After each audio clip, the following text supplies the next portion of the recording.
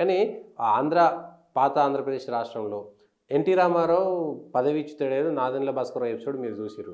అప్పుడు భారతీయ జనతా పార్టీ తన భుజాలపై వేసుకొని ప్రజాస్వామ్య పరిరక్షణ అనేటువంటి చేసి తెలుగుదేశానికి మద్దతు ఇచ్చి తప్పితే దాన్ని అనుకూలంగా వాడుకొని బీజేపీ ఎదుగుదలకు ఎందుకు పనిచేయలేకపోయిందంటారు? అంటే కాంగ్రెస్ వలన జరిగింది కాబట్టి కాంగ్రెస్తో పోరాటం చేయాలనే ఉద్దేశంతో నెత్తినేసుకున్నట్టు వాస్తవమే. వెంకయ్య నాయుడు గారు అఫెన్సివ్గా వెళ్ళే తత్వం ఉన్నది కాబట్టి అది ఎక్కువ ఫోకస్ భారతీయ జనసంఘం అయింది ఆ రోజున. వాస్తవంగా అయితే వాళ్ళు కూడా ఫైట్ చేశారు.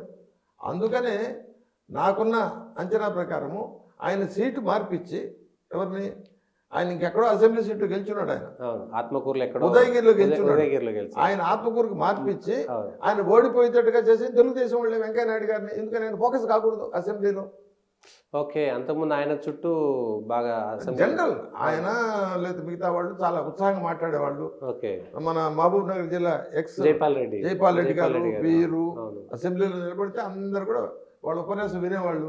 కాబట్టి ఈయన రాకూడదు, మేము ఫోకస్ కావేమో అని ఆయన్ని ఓడిపోయేటట్టు చేసి వాళ్ళు తెలుగుదేశం. మరి ఇవన్నీ ఉంటాయి.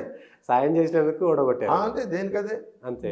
99లో పొత్తు అంటే 98లో బీజేపీ సొంతంగా 4 స్థానాలు గెలిచింది. అప్పుడు మీరే ఆర్గనైజేషన్ జనరల్ సెక్రటరీ.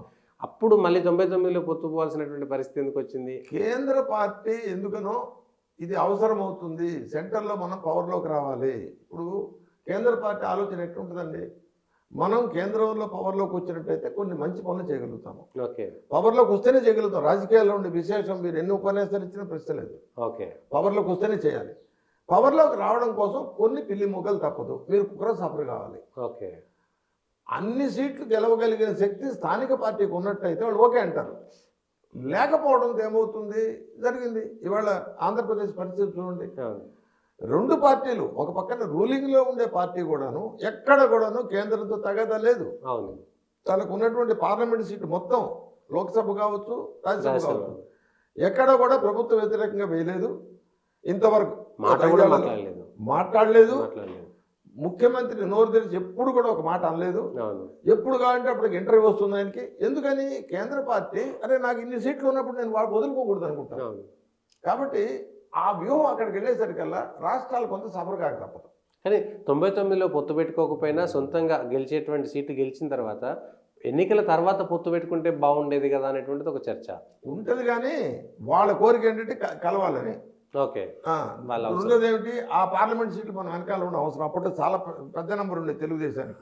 అవి వదులుకునే పరిస్థితులు లేరు. అందువలన వాళ్ళు స్ట్రాటజీగా ఏమనేవాళ్ళు అంటే సర్దుబాటు చేసుకోండి అనేవాళ్ళు. 2 వ్యూ పాయింట్లు పార్టీలు ఆ రోజు నుంచి ఉన్నాయి. వాళ్ళతో కలవాలి. రెండో వ్యూ పాయింట్ కలిస్తే ఎప్పటికి ఎదగము అని. పాయింట్ ఏంటంటే ఒకసారి గ్యాప్ వచ్చినప్పుడు ఎందుకు ఎదగలేదనే ప్రశ్నకు సమాధానం కావాలి. గ్యాప్ వచ్చింది, ఎదగాలి కదా, ఎందుకు ఎదగలేదు? 2009లో అవకాశం వచ్చింది, 2018లో అవకాశం వచ్చింది, రాలేదు. ఆ ఎదగనప్పుడు ఏం చేస్తారు, సరే ఈవేళ కరమిందే ఈ స్టేట్ పార్టీ అని వాళ్ళు రాజీ పడతారు. ఆ గ్యాప్ వచ్చినప్పుడు పార్టీకి సంబంధించిన స్థానిక నాయకత్వం కెపాసిటీ బయటపడిపోతుంది. ఆ బయటపడిన తర్వాత ఇంకేం చేయలేనటువంటి సెంట్రల్ లో పవర్లో ఉండాలి.